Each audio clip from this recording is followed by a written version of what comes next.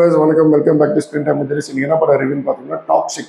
இந்த படத்தை கீத்து மோகன்தாஸ் அவங்க டைரக்ட் பண்ணி டாக்ஸிக். இந்த படம் வந்து பார்த்தீங்கன்னா 1947 நடக்கிற மாதிரி காட்டுறாங்க. அங்கே கோவாவில் நடக்கிற மாதிரி காட்டுறாங்க. யாஷ் வந்து அங்கே ஒரு பெரிய டான் மாதிரி காட்டுறாங்க. பிரிட்டிஷ் ஆட்சி தான் அங்கே நடக்கிற மாதிரி காட்டுறாங்க. யாஷோட அக்காவா வந்து நயன்தாரா வந்து நடிச்சிருக்காங்க. இந்த படம் வந்து கேர்ள் ஃப்ரெண்ட் வயிற்றுல ஒரு குழந்தை வளருது. பிரிஞ்சு போய் ஒரு வெளிநாட்டில் போயிட்டு அங்கே ஒரு டானா இருக்கிற மாதிரி காட்டுறாங்க. அப்படியே ஸ்டோரி போயிட்டே இருக்கு.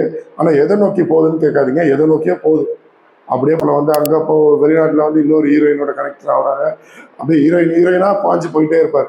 ஒரு ஹீரோயினா போயிட்டே இருப்பார். பார்க்குற பொண்ணுங்களோடலாம் வந்து இல்லை செக்ஸ் வச்சுப்பாரு. ஒரு பிட்டு படம் மாதிரி போயிட்டே இருக்குன்னு வச்சுங்களேன். வயலன்ஸு பிட்டு இந்த மாதிரி தான் போயிட்டே இருக்கும். படம் ஸ்டோரி முடியுதுன்னு பார்த்தீங்கன்னா ஆல்மோஸ்ட் வந்து பார்த்தீங்கன்னா நம்ம ஒன்று ஆடியன்ஸ் நம்மலாம் போய் மென்டல் ஹாஸ்பிட்டலில் போய் அட்மிட் ஆகிடணும். இல்லை டேரக்டர் வந்து மென்டல் ஹாஸ்பிட்டலில் அட்மிட் ஆகி அங்கேருந்து டிஸ்சார்ஜ் ஆகி இந்த படத்தை வந்து எடுத்துருக்கணும். ஒரு படம் ரிலீஸ் ஆகணும், தேட்டருக்கு ஓடி வந்து பார்த்துருவாங்க. எல்லாம் தேட்டருக்கு ஓடி வந்து செகண்ட் ஹாஃப் படம் முடியும், தேட்டரை விட்டு ஓடணுங்க. இந்த படத்தில் தான் நான் பார்க்குறேன்.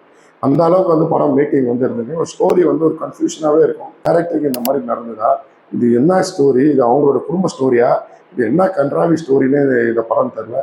இது ஒரு கேவலமான ஒரு ஸ்க்ரீன் பிளே, கேவலமான ஒரு ஸ்டோரி. இந்த படத்தை தயவுசெய்து போய் பார்க்காதீங்க. வேறு நல்ல படம் வந்து பார்க்க. இந்த படத்தோட ரேட்டிங் நம்ம சேனல் என்ன பார்த்தீங்கன்னா 1.5 out of 5. மறக்காமல் வீடியோ பிடிச்சிருந்தா லைக் பண்ணுங்கள், ஷேர் பண்ணுங்கள், ஃபாலோ பண்ணுங்கள். தேங்க்யூ.